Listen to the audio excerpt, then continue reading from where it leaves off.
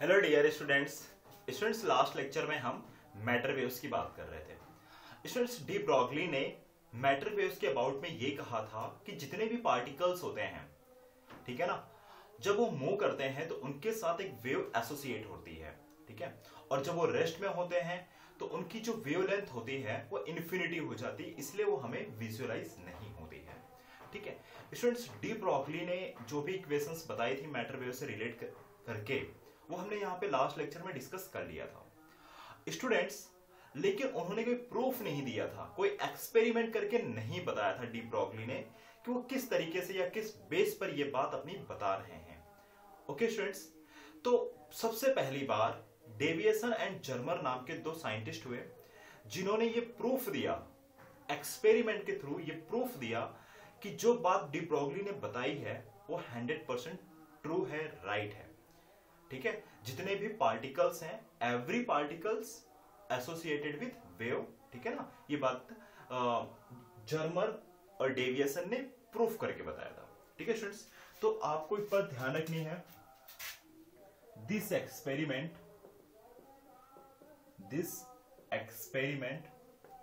Is a proof of matter waves.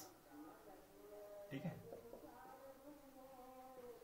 This experiment is proof of matter waves, या ये भी कह सकते हो कि ये प्रूफ है, this experiment is also proof of de Broglie laws, de Broglie's law. इन्होंने डी ब्रॉगली ने जो लॉ दिया था उसको इन्होंने प्रूफ किया है, डेविएसन एंड जर्मर ने। ठीक है, तो उन्होंने जो एक्सपेरिमेंट किया था उस सेटअप को पहले मैं यहां पर बना लेता हूं स्टूडेंट्स, और उसके बाद हम स्टार्ट करेंगे।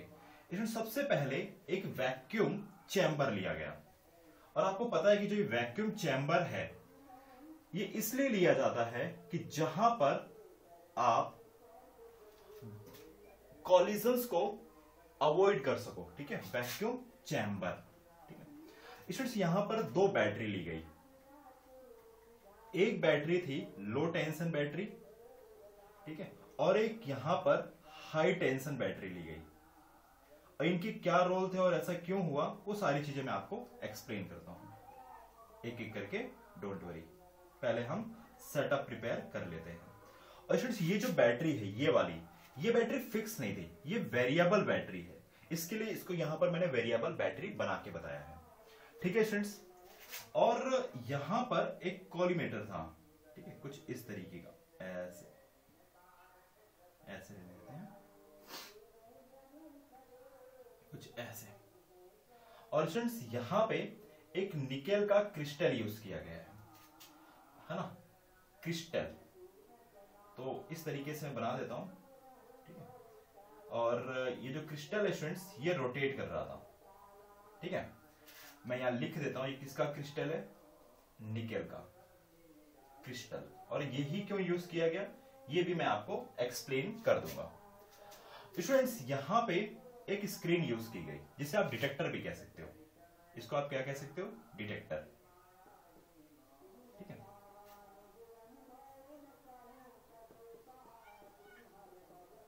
डिटेक्टर। ठीक है, अब स्टूडेंट्स मैं एक्सप्लेन करता हूं एक एक करके कि ये सारे इक्विपमेंट्स क्यों यूज किए गए, और उसके बाद हम आगे बढ़ेंगे। ठीक है, देखिए, इसको इलेक्ट्रॉन गन भी कहते हैं, इलेक्ट्रॉन गन। ठीक, इलेक्ट्रॉन गन। इस और ये वाला जो कनेक्शन है कुछ इस तरीके से रखा गया था, ऐसे। ठीक है स्टूडेंट्स, इलेक्ट्रॉन गन है तो इसका मतलब कि यहां से इलेक्ट्रॉन निकल रहे होंगे और वो इलेक्ट्रॉन इस तरीके से जा रहे होंगे, और ये नॉर्मली इंसिडेंट करेंगे निकल क्रिस्टल पर। ठीक है, और ये एक स्टैंड में बना देता हूं, और स्टूडेंट्स यहां पर एक डिटेक्टर लगा है जो कंटिन्यू इस स्क्रीन के ऊपर मूव कर रहा है। मैं एक्चुअली इसको इस तरीके से दिखा देता हूं कि ये डिटेक्टर है, ठीक है, और ये है आपकी स्क्रीन। ठीक है, और डिटेक्टर को मैं इसके साथ मैच कर देता हूं स्टूडेंट्स, और यहां पर कुछ एंगल बनाए हैं, एंगल फाई। ठीक है, इस तरीके से। चलिए अब पहले बात करते हैं कि वैक्यूम चैम्बर क्यों लिया गया।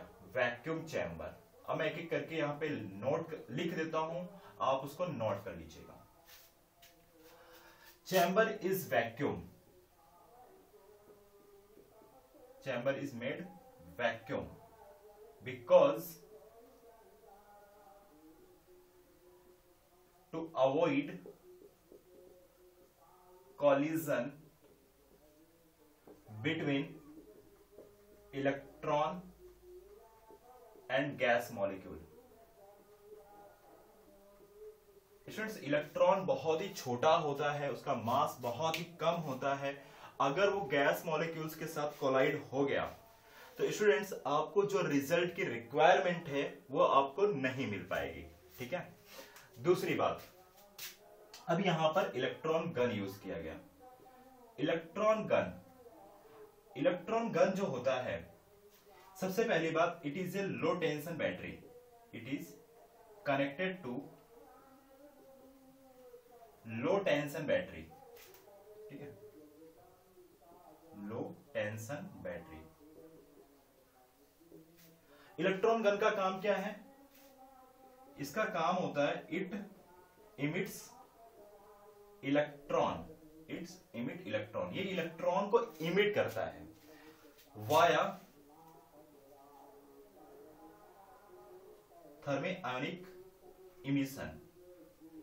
थर्मो आयोनिक इमिशन क्या होता है?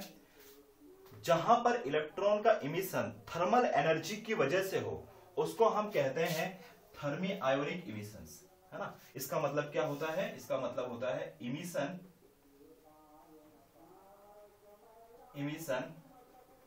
Of electron, emission of electron by heat energy. Photo electrical energy, sorry, photo electric emission मैंने आपको एक्सप्लेन कर दिया था, जहां पर जब कोई wave like ultraviolet wave, X-ray, जब किसी भी मेटल सरफेस पर इंसिडेंट होती हैं तो वहां से जब इलेक्ट्रॉन का इमिशन होता है उसको हम कहते हैं फोटो इलेक्ट्रिक इफेक्ट और या इमिशन ऑफ फोटो इलेक्ट्रॉन। ठीक है। लेकिन जब इमिशन हीट एनर्जी की वजह से हो, ठीक है ना, इमिशन ऑफ इलेक्ट्रॉन किसकी वजह से हो? हीट एनर्जी की वजह से हो, तो उसको हम कहते हैं थर्मी आयोनिक इमिशन। ठीक है। तो ये बात आपको समझ में आ गई, इलेक्ट्रॉन गन का काम क्या है? इलेक्ट्रॉन का को इमिट करना या इमिशन करवाना। स्टूडेंट्स, ये जो इलेक्ट्रॉन का गन है ये एक्चुअली टंगस्टन फिलामेंट का बना होता है। It is made by tungsten filament. शायद स्पेलिंग रॉन्ग होगी, इसको राइट कर लेते हैं। Tungsten filament. ठीक है, तो ये बात भी आपको ध्यान रखनी है। और टंगस्टन का फिलामेंट इसलिए यूज करते हैं स्टूडेंट्स क्योंकि इसका जो मेल्टिंग पॉइंट है वो बहुत ही हाई होता है। ठीक है ना, मेल्टिंग पॉइंट क्या होता है? बहुत ही हाई होता है। इसके लिए हम यहां पर टंगस्टन का फिलामेंट यूज कर रहे हैं। ठीक है, अभी मैं आपको वर्किंग जो है इक्विपमेंट्स की वो एक्सप्लेन कर रहा हूं और बाद में ये किस तरीके से काम करता है मैं उसको भी एक्सप्लेन करूंगा। ओके स्टूडेंट्स, तो आप इसे एक बार नोट कर लीजिए, फिर आगे हम कंटिन्यू करते हैं।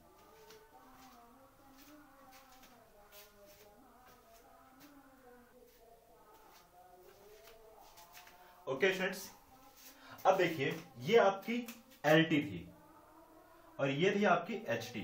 ठीक है, HT मतलब हाई टेंशन बैटरी, और इसको स्टूडेंट्स आप ये भी कह सकते हो इलेक्ट्रोस्टैटिक एक्सीलरेटर। ठीक है ना। ठीक है, इसका काम क्या होता है स्टूडेंट्स? इलेक्ट्रोस्टैटिक एक्सीलरेटर का इसका काम यह होता है टू एक्सीलरेट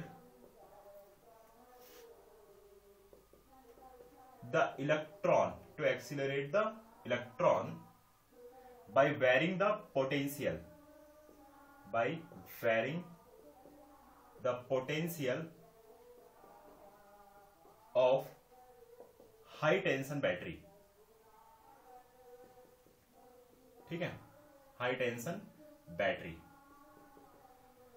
देखो स्टूडेंट्स, लो टेंशन बैटरी की वजह से इस फिलामेंट में से जो इलेक्ट्रॉन निकल रहे हैं, ये टंगस्टन का फिलामेंट होता है ये, ठीक है, और यहां से जो इलेक्ट्रॉन इमिट हो रहे हैं, तो इन इलेक्ट्रॉन को, ठीक है ना, इन इलेक्ट्रॉन को एक्सीलरेट करने के लिए, इनकी स्पीड को बढ़ाने के लिए स्टूडेंट्स आप हाई टेंशन की बैटरी यूज करते हो।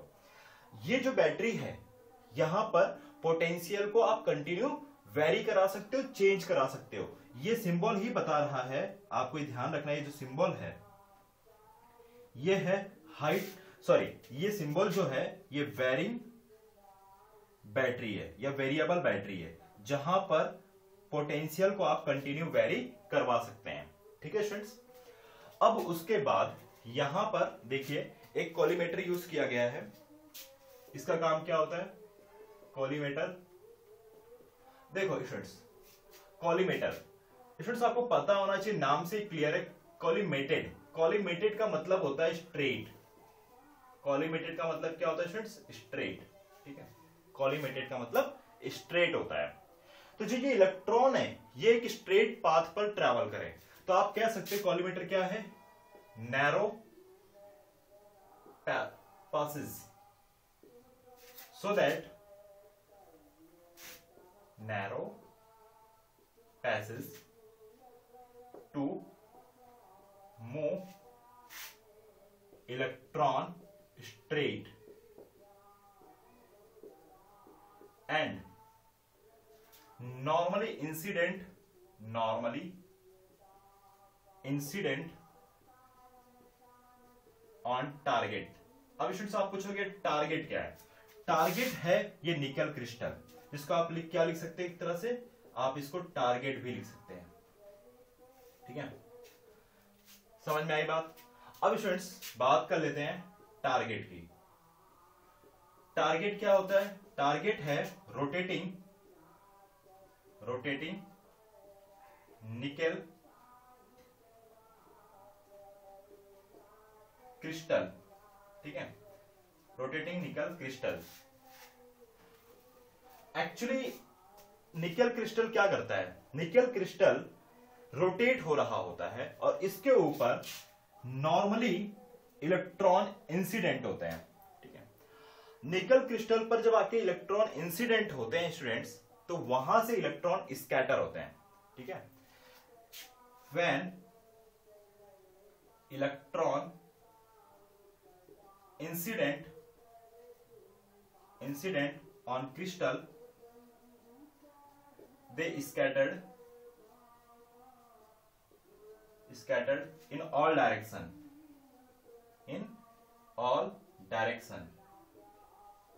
ठीक है। ऑल डायरेक्शन में क्या होते हैं? वो स्कैटर्ड होते हैं, ठीक है।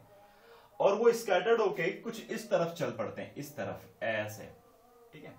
और उनको एक स्क्रीन पर क्या किया जाता है? एक स्क्रीन पर स्टूडेंट्स डिटेक्ट किया जाता है। इलेक्ट्रॉन या स्कैटर्ड इलेक्ट्रॉन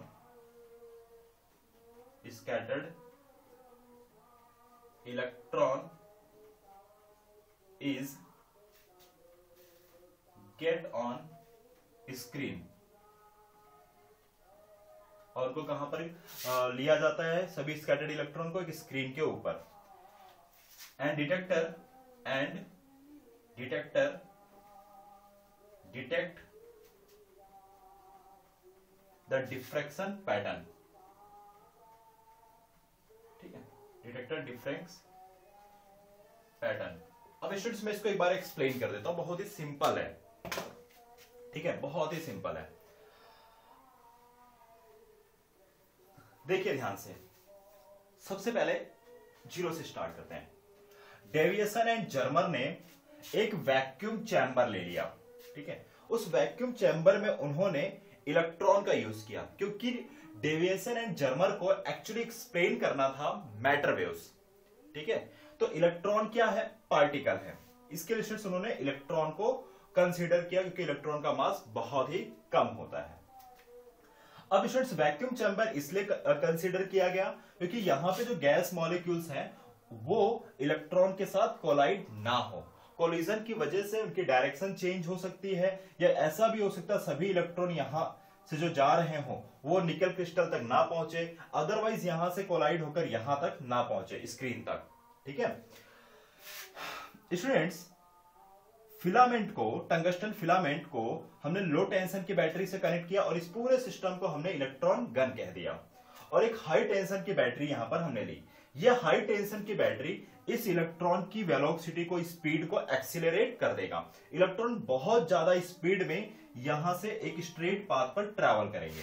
स्टूडेंट्स, जब ये स्ट्रेट पाथ पर ट्रैवल करते हुए जाकर निकल क्रिस्टल को हिट करेंगे, ठीक है ना। और जो निकल का क्रिस्टल है वो इसलिए यूज किया गया क्योंकि यहां पे आपको ध्यान रखना, spacing between atoms in nickel crystal is 0.91 angstrom होती है। ठीक है, जिसमें आप ये भी कह सकते हो कि D इक्वल टू 0.91 एंगस्ट्रॉम है। दो एटम्स या दो निकल के मॉलिक्यूल्स के बिटवीन में जो डिस्टेंस होता है वो होता है 0.91 एंगस्ट्रॉम जितना। ठीक है, समझ में आई बात। अब इलेक्ट्रॉन आकर इस क्रिस्टल के ऊपर या निकल क्रिस्टल के ऊपर आकर हिट करते हैं। ठीक है, और ये जो क्रिस्टल है ये कंटिन्यू डायरेक्ट रोटेट कर रहा है। कंटिन्यू क्या कर रहा है? रोटेट कर रहा है अबाउट इट्स एक्सिस। ठीक है, और यहां पर अगर स्टूडेंट्स मैं एक स्ट्रेट लाइन ड्रॉ कर दूं या टेंजेंट ड्रॉ कर दूं तो स्टूडेंट्स यहां पे एंगल थीटा बनेगा, और ये एंगल भी क्या है स्टूडेंट्स? थीटा है, थीटा। ठीक है, ये एंगल क्या है? थीटा है। और ये एंगल फाई, फाई को स्टूडेंट्स हम कहेंगे, मैं यहां पे लिख देता हूं, फाई को आप कहोगे स्कैटरिंग एंगल। ठीक है, स्कैटरिंग एंगल, फाई क्या है आपका? स्कैटरिंग एंगल है। स्टूडेंट्स चलिए थोड़ा सा आगे और कंटिन्यू करके मैं आपको एक्सप्लेन करता हूं। यहां से इलेक्ट्रॉन, यहां से जो इलेक्ट्रॉन क्या हुए हैं? स्कैटर हुए हैं। वो सभी इलेक्ट्रॉन इस स्क्रीन पर आकर, इस स्क्रीन को आकर हिट करते हैं। अब स्टूडेंट्स हमें यह ऑब्जर्व करना है, ध्यान से सुनना, जब इलेक्ट्रॉन यहां पर स्क्रीन पर आकर हिट कर देते हैं तो डिटेक्टर की हेल्प से हम ये ऑब्जर्व करते हैं कि स्क्रीन पर कैसा पैटर्न बना है। तो स्टूडेंट्स यहां पर जो स्क्रीन पर डिफ्रैक्शन जैसा पैटर्न बनता है, जहां पर ब्राइट डार्क, ब्राइट डार्क, समझ में आ रही बात? ब्राइट एंड डार्क की एक फ्रिंजेस बनती है। Bright dark, bright dark, bright dark की फ्रिंजेस बन जाती है। स्टूडेंट्स समझ में आ रहा है? मैं रिपीट करता हूं, इलेक्ट्रॉन क्या है? पार्टिकल। जब इलेक्ट्रॉन बहुत ही स्पीड से आकर यहां पे टकराता है और यहां से स्कैटर होता है, स्कैटर होने के बाद वो स्क्रीन की तरफ जाएगा। ठीक है, और स्क्रीन पर जब आप नोटिस करोगे, डिटेक्टर की हेल्प से आप ऑब्जर्व करोगे स्टूडेंट्स, तो आप वहां देखेंगे कि यहां पर ब्राइट डार्क, डार्क ब्राइट की फ्रिंजेस बन जाती हैं। समझ में आई बात? ब्राइट डार्क, ब्राइट डार्क की फ्रिंजेस बनती है, यानी एक डिफ्रैक्शन पैटर्न यहां पर बनता है स्क्रीन के ऊपर, जो कि हम ऑब्जर्व करेंगे किसकी हेल्प से? डिटेक्टर की हेल्प से। तो स्टूडेंट्स डेविएसन एंड जर्मर ने ये प्रूफ कर दिया कि जो मैटर वेव्स होते हैं या जो पार्टिकल्स हैं उनके पास एक वेव नेचर भी होता है। अगर स्टूडेंट्स वेव नेचर नहीं होता यहां पे, तो स्टूडेंट्स आपको ब्राइट डार्क की फ्रिंजेस नहीं बनती, यानी कंस्ट्रक्टिव इंटरफेरेंस और कंस्ट्रक्टिव और डिस्ट्रक्टिव इंटरफेरेंस आपको यहां पर दिखाई नहीं देता। वो इसलिए भी पॉसिबल हो पाया क्योंकि जो इलेक्ट्रॉन है वो पार्टिकल तो है, लेकिन साथ में उनके पास एक वेव नेचर भी होता है, इसलिए यहां पर डिफ्रैक्शन पैटर्न बना। ठीक है, अब स्टूडेंट्स जर्मर और डेविएसन ने जो चीज ऑब्जर्व की थी उसको मैं यहां पर एक्सप्लेन कर देता हूं। बहुत ही इजी एक्सपेरिमेंट है ये। स्टूडेंट्स ये देखो, जो बैटरी है हाई टेंशन बैटरी, तो स्टूडेंट्स तो उन्होंने कंटिन्यू बैटरी का जो पोटेंशियल था उसको चेंज किया। ठीक है, और बैटरी के पोटेंशियल को चेंज करके उन्होंने कुछ ग्राफ को एक्सप्लेन किया था, जो आपके एग्जाम में तो नहीं पूछा जाएगा लेकिन आपको पता होना चाहिए। ठीक है स्टूडेंट्स, ये है इंसिडेंट बीम। ग्राफ किसके बिटवीन में ड्रॉ किया गया था? इंसिडेंट बीम, ठीक है। और intensity of scatter electron, intensity of scatter electron, ठीक है, एट 44 वोल्ट। मैंने आपको पहले भी बता दिया कि जो बैटरी का पोटेंशियल है उसे आप कंटिन्यू चेंज कर सकते हो, ठीक है। तो स्टूडेंट्स यहां पर जो ग्राफ आपको मिला था, यानी कि जो जर्मर और डेविएशन को मिला था स्टूडेंट्स, वो कुछ इस तरीके का था, कुछ ऐसा था, ठीक है। फिर उन्होंने थोड़ा सा वोल्टेज इंक्रीज कर दिया स्टूडेंट्स यहां पे, ठीक है। ये आपकी इंसिडेंट बीम हो गई, इंसिडेंट बीम हो गई, ठीक है। और ये है इंटेंसिटी ऑफ स्कैटर इलेक्ट्रॉन। और इस बार उन्होंने जो ग्राफ है वो एट 48 वोल्ट पर ड्रॉ किया था, ठीक है ना स्टूडेंट्स। कितने वोल्टेज पे? 48 वोल्ट पर, ठीक है। तो स्टूडेंट्स इस बार जो ग्राफ बना वो कुछ ऐसा गया, ऐसा हो गया, ठीक है। एक और ग्राफ बना लेते हैं स्टूडेंट्स। इस बार उन्होंने 54 वोल्ट पर ग्राफ बनाया। ये ग्राफ भी किसके बिटवीन में था? इंसिडेंट बीम और intensity of scatter electron. Students यहां पर मैं कुछ ग्राफ आपको बता रहा हूं, लेकिन साइंटिस्ट ने ऐसे बहुत सारे ग्राफ बनाकर देखे थे, ठीक है।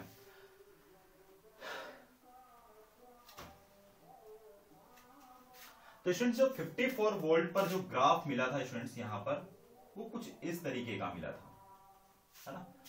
ये ग्राफ किसके बिटवीन में था? ये इंसिडेंट बीम और ये जो स्कैटर इलेक्ट्रॉन यहां पर आकर डिटेक्ट हो रहे थे।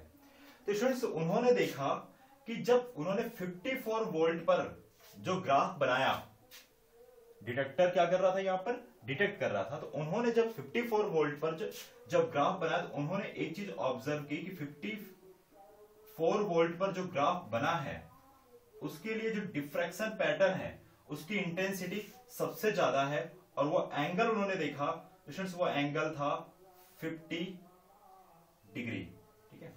तो यानी आप ये कह सकते हो स्टूडेंट्स कि 50 डिग्री एंगल पर, है ना, 50 डिग्री क्या है स्टूडेंट्स? स्कैटरिंग एंगल है और 54 वोल्ट है, ठीक है। तो 54 volt and 50 degree scattering angle पर जो डिफ्रैक्शन पैटर्न आपको मिला वो बहुत ही ज्यादा क्लियर था और बहुत ही अच्छा था स्टूडेंट्स, ठीक है। तो इसे आप एक बार नोट कर लीजिए, फिर आगे मैं स्टेटमेंट लिख देता हूं।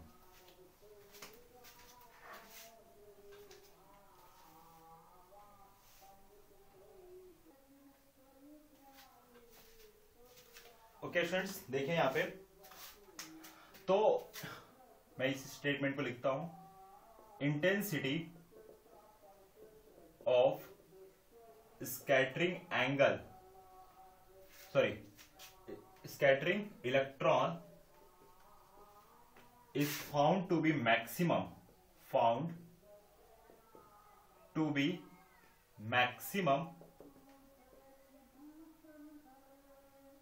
when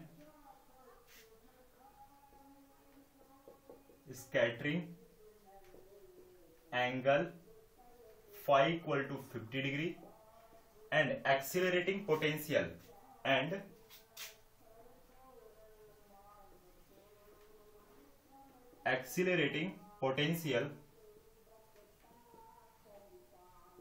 is 54 volt.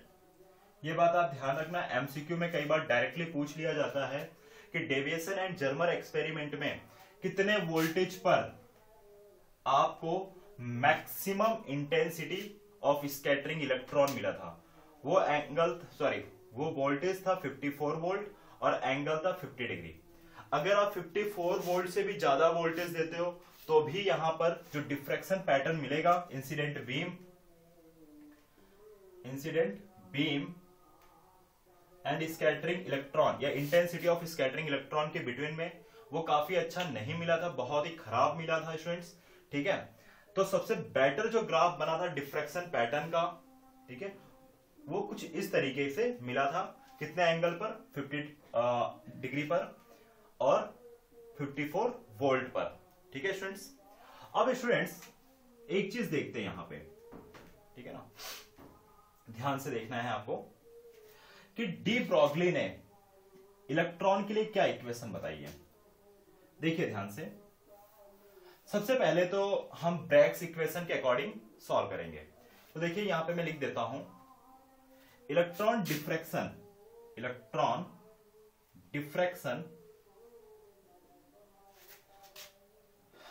Is similar to the X ray diffraction. ठीक है,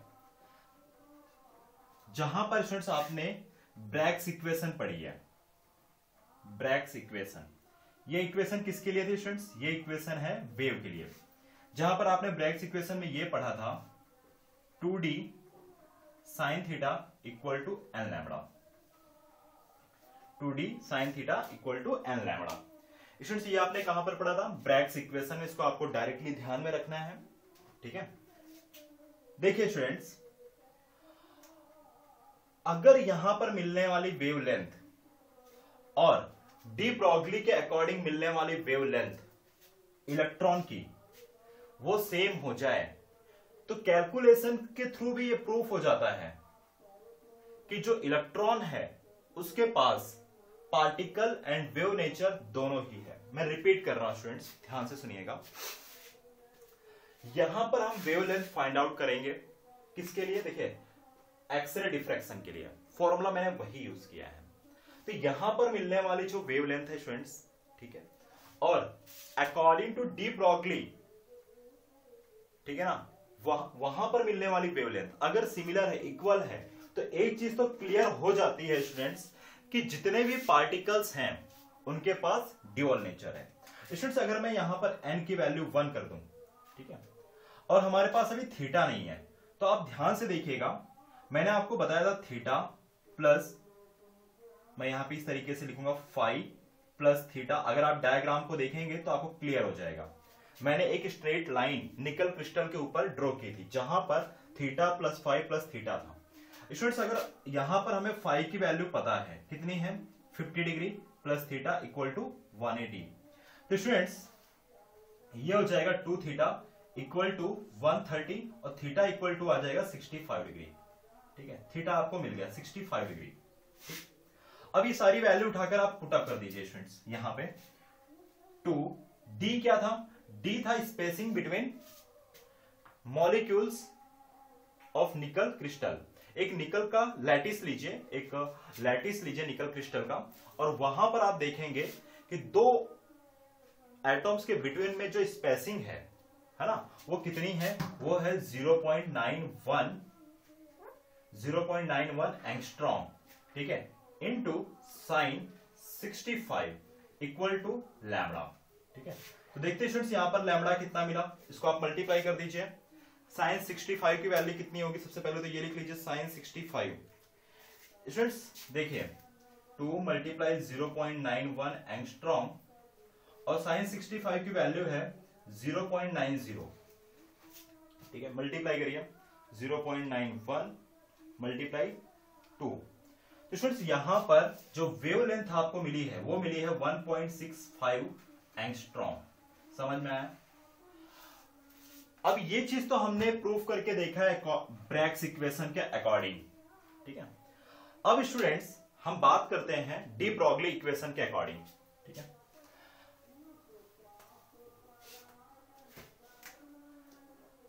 according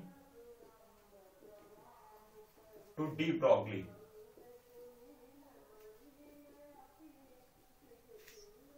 according to de Broglie's wavelength of electron lambda equal to 12.27 angstrom divided by root v। ये v क्या था स्टूडेंट्स? v था पोटेंशियल डिफरेंस। V क्या था students? Potential difference था। ठीक है, तो स्टूडेंट्स देखिए यहां पर आपको कितना पोटेंशियल मिला है? 54 वोल्ट। वैल्यू पुटअप करिए, lambda equal to 12.27 divided by root 54 angstrom. Root 54 की वैल्यू क्या होती है स्टूडेंट्स? वो देखना है। रूट 54 इसकी वैल्यू होती है 7.35। 12.27 डिवाइडेड बाई 7.35 एंगस्ट्रॉम। ठीक है,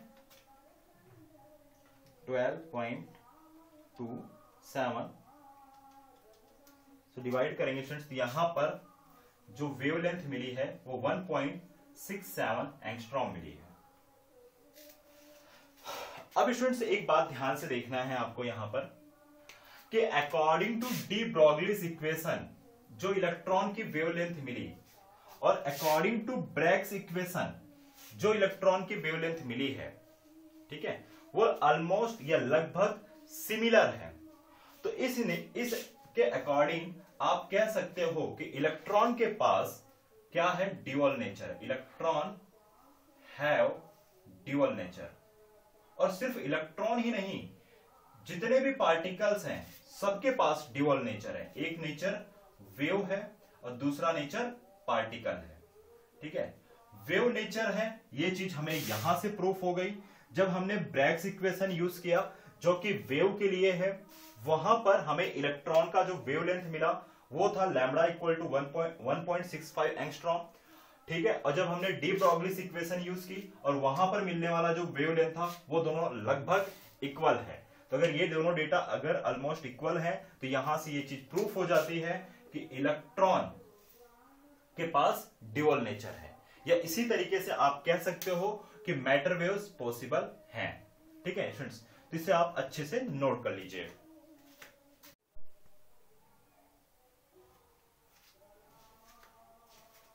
ओके स्टूडेंट्स, मैं पूरे लेक्चर को एक बार रिवाइज कर देता हूं कि आपको पूरी तरीके से क्लियर हो जाए कि डेविएशन एंड जर्मर एक्सपेरिमेंट क्यों प्रूफ किया गया। पहली चीज, डेविएशन एंड जर्मर एक्सपेरिमेंट इसलिए प्रूफ किया गया था या इसलिए परफॉर्म किया गया था स्टूडेंट्स कि डी ब्रॉगली ने जो मैटर वेव्स की बात की थी ये सभी को हजम नहीं हुई। ठीक है ना, कि पार्टिकल्स कैसे वेव की तरह बिहेव कर सकते थे। तो जरूरी था कि एक एक्सपेरिमेंट प्रूफ किया जाए जिससे लोगों को मैटर वेव्स की बातें समझ में आ जाए और वो इस चीज को मान ले। तो students, deviation and Germer experiment ये प्रूफ करता है कि एवरी पार्टिकल is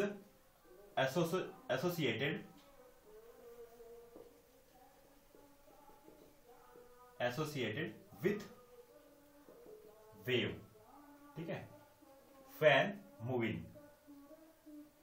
ठीक है, और ये बात किसने कही थी? ये बात हमें डी ब्रॉगली ने बता दी थी। दूसरी चीज एक्सपेरिमेंट में जो देखा गया उसमें यह देखा गया कि जो स्कैटरिंग एंगल था 50 डिग्री और जो पोटेंशियल डिफरेंस था 54 वोल्ट, यहां पर स्कैटरिंग इलेक्ट्रॉन की जो इंटेंसिटी थी वो मैक्सिमम मिली थी। इंटेंसिटी ऑफ स्कैटरिंग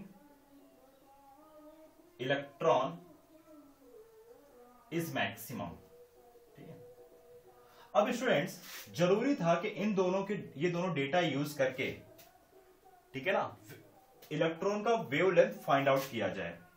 तो स्टूडेंट्स जो ब्रैग्स इक्वेशन थी, ब्रैग्स इक्वेशन एक्सरे के लिए 2d sin theta equal to n lambda. ठीक है ना, इस इक्वेशन से हमने लैम्बडा की वैल्यू फाइंड आउट की। जो लैम्बडा की वैल्यू मिली थी स्टूडेंट्स वो 1.65 एंगस्ट्रॉम मिली थी। ये इक्वेशन स्टूडेंट्स किसके लिए है? इन शॉर्ट आप कह लीजिए कि वेव के लिए है। ठीक है, और फिर स्टूडेंट्स हमने सारे डेटा डी ब्रॉगली के इक्वेशन में पुट अप करके देखा, जहां पे डी ब्रॉगली कहते हैं कि इलेक्ट्रॉन का जो वेवलेंथ होता है वो होता है 12.27 angstrom divided by root V. V क्या है? पोटेंशियल डिफरेंस है। तो स्टूडेंट्स यहां पर हमने 54 वोल्ट की वैल्यू पुट अप करके जब देखा तो यहां पर जो वेवलेंथ मिली वो मिली 1.67 एंगस्ट्रॉम। ये वैल्यू और ये वैल्यू ऑलमोस्ट इक्वल थी। तो स्टूडेंट्स ये चीज यहां से प्रूफ हो जाती है कि इलेक्ट्रॉन के पास ड्यूअल नेचर है, वो वेव की तरह भी बिहेव करता है और पार्टिकल की तरह भी बिहेव करता है। ये इस लेक्चर का कंक्लूजन था, ठीक है। ये डेविसन एंड जर्मर एक्सपेरिमेंट का ये रिजल्ट था, क्यों परफॉर्म किया गया और परफॉर्म करने के बाद जो डेटा मिले और उस डेटा के थ्रू हमने जो प्रूफ करके देखा है, ठीक है। होप कि स्टूडेंट्स आज का लेक्चर आपको समझ में आ गया होगा। अगर नहीं आया है तो वीडियो को एक बार फिर से ध्यान से देखेंगे तो आपको क्लियर हो जाएगा। Okay students,